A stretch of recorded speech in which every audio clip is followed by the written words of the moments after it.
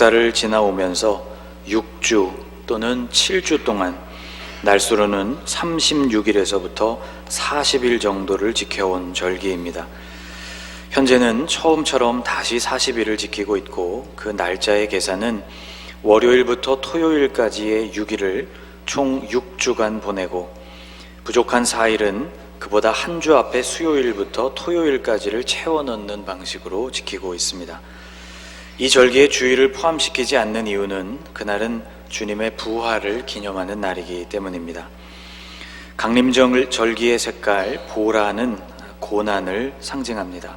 이제 앞으로 우리는 예수님의 십자가와 고난, 그리고 부활의 의미를 생각해보는 6주를 보내게 될 것입니다.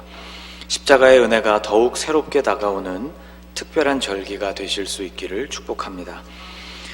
오늘 본문에서 주님은 당신을 선한 목자라고 지칭하셨습니다. 나는 무엇이다 라는 헬라어 표현, 에고 에이미라는 표현은 헬라어에서 강조를 나타내는 독특한 표현입니다. 예수님은 요한복음 10장 1절에서부터 10절까지 말씀에서 나는 양의 문이다는 말씀을 들려주셨고, 오늘 본문인 11절 이하에서는 나는 선한 목자다라고 말씀하셨습니다. 양의 문, 목자, 이런 모든 말들은 다 유목생활과 관련이 있는 표현이죠. 1세기 이스라엘에서 목자와 양은 언제나 함께였습니다. 그들에게 양은 오늘날 유럽에서 많이 하고 있는 것과 같이 고기를 얻을 목적이 아니라 양털을 얻기 위해서 키워졌습니다. 양 한 마리의 손실은 양털의 손실이자 또 다른 양들을 생산할 수 있는 생명력의 손실이었기 때문에 목자들은 밤낮을 양과 함께 지내는 것이 일반적이었죠. 목자와 양은 먹을 양식과 물을 찾아서 먼 거리를 오랫동안 이동하는 것이 보통이었고, 밖에서 밤을 보내는 시간이 양들에게 있어서는 가장 위험한 시간이었습니다. 양을 노리는 짐승도 있었고, 또 양을 노리는 도둑들도 있었기 때문이죠. 들판과 같은 곳에서 밤을 지내야 할 때 목자들은 임시 우리나 동굴에 양들을 넣고 목자가 그 입구에서 잠을 청했습니다. 7절에 등장하는 나는 양의 문이라는 말씀은 바로 이런 배경에서 나왔습니다. 앞쪽에 피드백이 좀 심한데요, 잡아주시면 좋겠습니다. 다행히 목자가 양들과 함께 있는 곳 근처에 마을이 있다면 목자는 그곳에 마련되어 있는 임시 우리에 양들을 넣을 수 있었습니다. 이 우리를 관리하는 별도의 문지기가 있는 경우에는 목자가 한결 마음 편하게 밤을 보낼 수 있었죠. 아침이 되면 문지기는 문을 열고 목자는 양을 이끌고 다시 여정에 오르게 됩니다. 오늘 본문은 아니지만 3절 말씀이 바로 이런 배경을 보여줍니다. 문지기는 그를 위하여 문을 열고 라고 기록하고 있습니다. 양들이 밤을 보낼 장소가 아주 흔하지는 않았기 때문에 보통 하나의 우리에 여러 양떼를 넣는 경우가 흔했습니다. 이런 경우 곤란한 점은 여러 무리의 양떼가 서로 섞이게 된다는 점이었을 것입니다. 그러나 목자들에게는 이것이 별로 문제가 되지 않았다고 합니다. 목자는 자신의 양들을 잘 알고 있었고, 그 양들은 자기 목자의 음성을 잘 알았기 때문이죠. 아침이 되면 목자는 양들의 이름을 하나씩 부르면서 우리 밖으로 인도했습니다. 영국 출신의 저술가이자 오지 탐험 여행 작가로 유명한 H.B. 모튼이란 분이 있습니다. 이분의 책에 1934년에 본인이 이스라엘에서 경험했던 일을 기록하고 있는데, 거기에 이렇게 기록하고 있습니다. 이른 아침에 베들레헴에서 멀지 않은 곳에서 특이한 광경을 보았다. 두 목자가 한 동굴에서 양떼와 더불어 밤을 지냈던 모양이다. 양들이 다 함께 섞여 있는데 목자들이 각기 다른 방향으로 떠날 시간이 되었다. 한 목자가 저만치 떨어져 서서 양들을 부르기 시작했다. 하나, 둘, 계속 부르는 대로 4-5마리의 양들이 그에게 달려갔다. 자기 양떼를 전부 다 셀 때까지 그 일이 계속되었다 라고 기록하고 있습니다. 10장 3절 전체를 보면 이렇게 되어 있죠. 문지기는 그를 위하여 문을 열고 양은 그의 음성을 듣나니 그가 자기 양의 이름을 각각 불러 인도하여 내느니라. 예수님 시대에 사용되던 전통적인 방식이 20세기 초까지 전해지고 있었던 것입니다. 하루 종일을 함께 지내는 양과 목자 사이에는 이렇게 특별한 관계가 형성되어 있었습니다. 양들이 이렇게 소중한 존재였기 때문에 목자들은 양들을 위해서 위험을 무릅쓰는 일이 많았습니다. 양떼를 노리는 이리들의 습격을 받을 때에도 목자는 양떼를 위해서 이리와 맞서는 것이 보통이었죠. 목자는 자신의 양을 지키기 위해 들짐승들과의 사투도 서슴지 않았습니다. 그런데 양떼를 위해서 이렇게 할 수 있으려면 목자와 양떼 사이에 긴밀한 관계가 있어야 했습니다. 이 관계를 더 잘 이해할 수 있도록 하기 위해서 예수님은 목자를 삭군과 비교하셨습니다. 삭군은 돈을 받고 임시로 양을 돌봐주는 사람입니다. 지금으로 말한다면 아르바이트생이라고 말할 수 있을 것입니다. 이리들은 대개 무리를 이루어서 사냥을 하는데 사람이 혼자서 일을 감당하기가 아주 벅차고 위험하기까지 합니다. 다큐 채널에서 늑대 무리가 덩치 큰 물소를 사냥하는 것을 본 적이 있습니다. 체급에서는 월등히 차이가 나지만 늑대 무리는 번갈아서 추격을 거듭하여서 결국 물소를 지치게 만들었고 마침내 사냥에 성공을 합니다. 집요하게 공격하는 늑대들의 공격 앞에서 양떼를 지키려다가는 자칫하면 사람의 생명까지 위험에 처할 수 있습니다. 만일 자신이 임시로 돌보고 있는 양을 이리떼에게 빼앗기게 된다면 그는 당연히 본래의 주인에게 그에 따른 보상을 해야만 할 것입니다. 그러나 이빨을 드러낸 채 자세를 낮추고 다가오고 있는 이리떼를 만나게 되는 순간에 자신이 변상해야 하는 손실 따위를 생각하기란 쉽지가 않죠. 우선 살아야겠다는 본능이 모든 이성을 장악해버리기 때문입니다.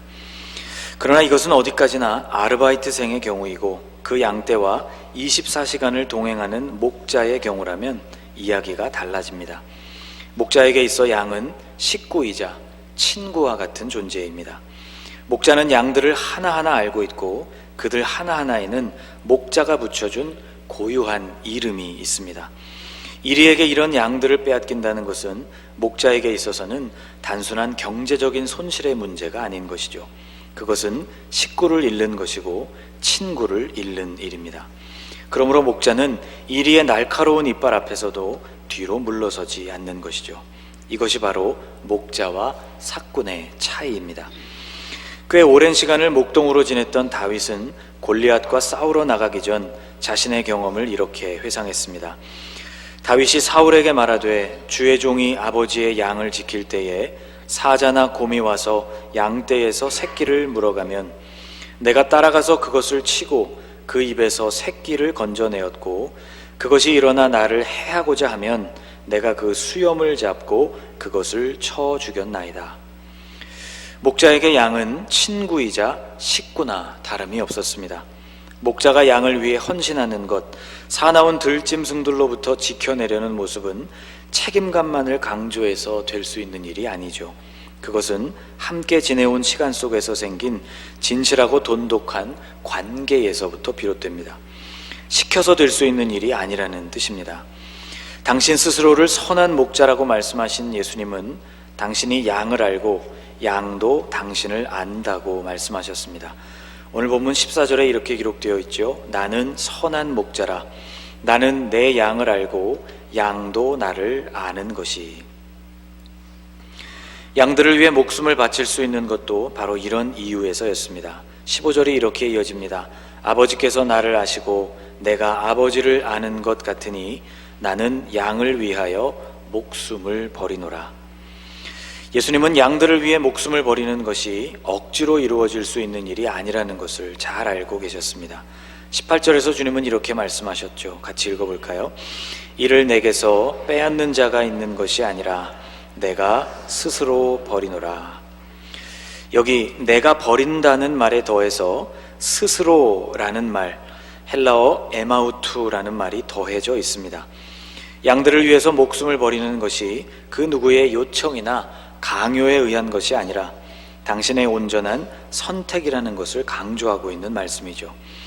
18절 뒷부분의 말씀에서 이 점이 더욱 강조되어 있습니다. 이를 내게서 빼앗는 자가 있는 것이 아니라 내가 스스로 버리노라. 나는 버릴 권세도 있고 다시 얻을 권세도 있으니 이 계명은 내 아버지에게서 받았노라 하시니라. 내게는 목숨을 버릴 권세도 있고 목숨을 다시 얻을 권세도 있다는 이 말씀, 생명을 버릴 수도 있고 그대로 지킬 수도 있다는 이 말씀은 예수님의 희생이 그 누구의 압박이나 지시가 아니라 순전히 당신의 선택이었음을 강조하고 있는 말씀입니다. 오늘 본문에서 반복해서 등장하는 동사가 있죠. 지금 살펴보고 있는 이 18절 안에서만 2번이나 사용되고 있는 동사입니다. 바로 버리다 라는 동사입니다. 버리다에 해당되는 헬라어 동사 티테미라는 동사는 놓다, 두다 혹은 내려놓다의 의미를 갖고 있습니다. 똑같은 동사가 오늘 본문에만 5번 사용되었죠. 11절 나는 선한 목자라 선한 목자는 양들을 위하여 목숨을 버리거니와. 15절 나는 양을 위하여 목숨을 버리노라. 17절 내가 내 목숨을 버리는 것은. 18절 내가 스스로 버리노라. 나는 버릴 권세도 있고 다시 얻을 권세도 있으니. 이 5번의 반복은 예수님께서 당신의 목숨을 버리시기로 스스로 결정하셨다는 것을 강조하고 있습니다. 양으로 비유된 바로 나를 위하여 버리시기로 결정하신 것이죠. 예수님을 믿고 예수님을 더 깊이 알게 될수록 우리가 도달하게 되는 경지도 이와 꼭 같습니다. 믿음이 깊어질수록 우리는 스스로 버리는 경지에 이르게 됩니다. 십자가의 사랑이 그 사랑의 결정체인 이유는 주님께서 그것을 지시고 죽으시기로 스스로 결단하셨기 때문입니다. 물론 이 결단은 쉽지 않았습니다. 십자가를 앞에 두신 전날 밤 주님은 땀과 피가 섞여 나오는 기도를 드리셔야 했죠. 얼마나 간절하게 또 얼마나 심각하게 기도하면 이런 현상이 나타날 수 있을까 싶습니다. 십자가는 바로 이런 고민과 사랑의 결과로 선택된 결과이기 때문에 그만한 가치와 능력을 지니는 것이죠. 희생제물이 되신 예수님의 존재 가치가 인류를 대속하고도 남을 만큼의 충분한 것이었기 때문에 그 희생을 통해서 완전한 속죄가 이루어진 것이기도 하지만 그 죽음이 온전히 하나님의 아들의 선택에 의해서 이루어진 것이었기 때문에 이 속죄는 더욱 고귀한 것이라고 말할 수 있습니다. 창세기 1장을 보면 하나님께서 인간을 만드실 때 하나님의 형상을 따라서 만드셨다고 기록하고 있습니다. 하나님이 자기 형상, 곧 하나님의 형상대로 사람을 창조하시되 남자와 여자를 창조하시고, 하나님의 형상에 대한 수없이 많은 연구가 이루어져 왔지만 우리가 하나님의 형상이라는 부인할 수 없는 증거 중에 하나는 바로 우리가 선택하는 존재라는 점입니다. 우리는 선택의 권한을 하나님으로부터 위임받았습니다. 최초의 사람 아담은 하나님이 지으신 피조물들의 이름을 부여했습니다. 창세기 2장에 이렇게 기록되어 있죠. 여호와 하나님이 흙으로 각종 들짐승과 공중의 각종 새를 지으시고 아담이 무엇이라고 부르나 보시려고 그것들을 그에게로 이끌어 가시니 아담이 각 생물을 부르는 것이 곧 그 이름이 되었더라. 각 생물에게 어떤 이름을 붙일 것인가는 전적으로 아담에게 주어진 권한이었다는 뜻입니다. 하나님은 또 그 동산 중앙에 선악을 알게 하는 나무를 두셨습니다. 아담이 절대로 발견하지 못하는 곳에 그것을 꼭꼭 숨겨두실 수도 있었지만 일부러 어디서나 그것을 볼 수 있고 또 그것에 접근할 수 있는 동산 중앙에 그 나무를 두신 것이죠. 하나님께서 죄를 부추기시는 짓궂은 분이기 때문이 아닙니다. 하나님을 사랑하는 일 역시 우리의 선택에 달려있는 문제라는 것을 우리에게 보여주시기 위함이죠. 인간이 하나님을 배반할 수가 없도록, 하나님께 불순종한다는 것을 아예 생각조차 할 수 없도록 하셨다면 그런 상태에서 하나님께 순종한다는 것은 큰 의미가 없을 것입니다. 그것은 하나님께 어떤 감동이나 기쁨도 드리지 못하겠죠. 하나님께서는 우리에게 선택의 권한을 주심으로 하나님을 사랑하는 것이 무한한 가치를 지니도록 하신 것입니다. 예수를 믿고 따른다는 것, 결국에 이것은 우리가 무엇을 선택하며 살아가느냐에 대한 문제입니다. 양과의 특별한 관계 속에서 목자는 그 양들을 위해 기꺼이 이리와 맞서고 목숨을 버릴 수도 있다고 했습니다. 객관적으로 본다면 양의 생명과 목자의 생명은 비교할 수 없이 차이가 납니다. 그러나 양과 목자는 따로 떨어져서 존재하지를 않고 서로 연결되어 있다는 것이 중요합니다. 그래서 선한 목자는 양의 생명을 위해서 자신의 생명을 버릴 수 있는 것이죠. 예수님은 우리를 이렇게 사랑하셨고 그 희생의 결과로 하나님의 자녀로 회복되는 길을 열어주셨습니다. 예수님께서 나를 위해서 하신 선택, 목숨을 버리시는 선택을 하실 수 있었다면 우리도 예수님을 위해서 선택할 수 있습니다. 사도 바울도 예수님을 만난 후 대단한 선택을 했습니다. 빌립보서 3장에서 바울은 이렇게 고백하고 있죠. 그러나 무엇이든지 내게 유익하던 것을 내가 그리스도를 위하여 다 해로 여길 뿐더러 또한 모든 것을 해로 여김은 내 주 그리스도 예수를 아는 지식이 가장 고상하기 때문이라. 내가 그를 위하여 모든 것을 잃어버리고 배설물로 여김은 그리스도를 얻고 그 안에서 발견되려 함이니. 전에는 자신의 인생 전부와 같이 여겨지던 것들을 바울은 드디어 버리게 되었습니다. 자신을 위해 생명을 버리신 예수님과 그 관계가 형성되면서 자신도 예수님을 위해서 버리는 것이 전혀 아깝지 않게 된 결과였죠. 그는 그리스도를 위해 모든 것을 버릴 수 있었고 나중에는 자신의 생명까지 버리게 되었습니다. 예수님을 만나고 그분과 관계가 형성되면 우리의 선택에 변화가 일어납니다. 가치의 기준도 달라지게 되는 것이죠. 예수님을 믿고 그분을 더욱 깊이 알게 되면 알수록 우리는 스스로 버리는 경지에 이르게 됩니다.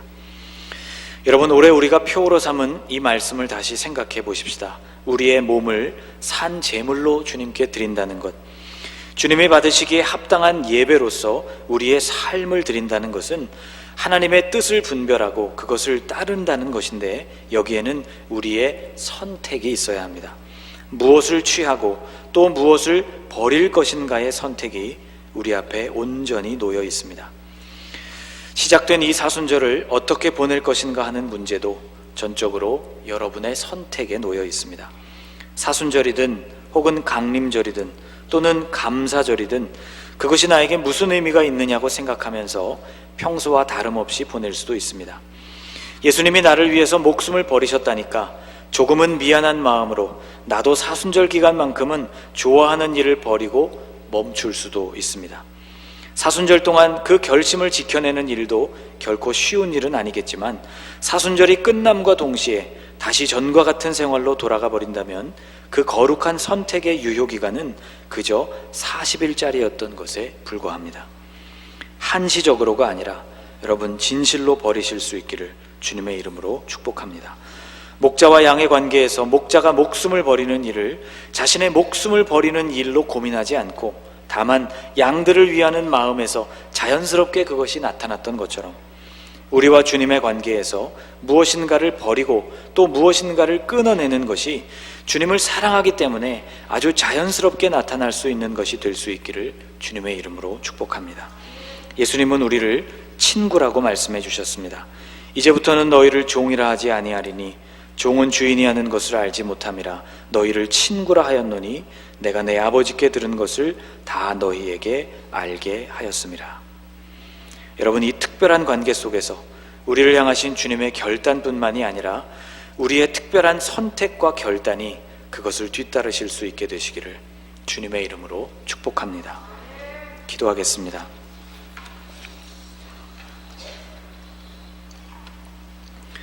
하나님, 양과 목자의 관계가 특별하다는 것을 생각해 보았습니다.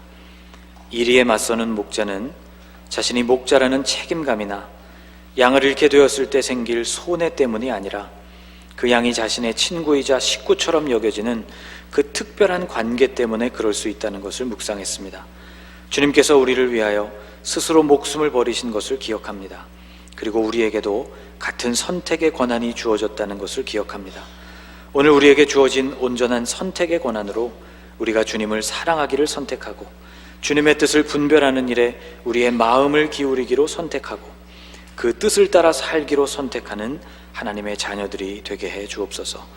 주님의 십자가와 고난, 죽으심과 부활이 나와 직접적으로 관련된 사건임을 알게 해주셔서 이 사순절에 우리로 하여금 거룩한 선택에 이르고 그것을 평생 이루어가는 삶이 될 수 있도록 은혜 베풀어 주옵소서. 예수님의 이름으로 기도하옵나이다.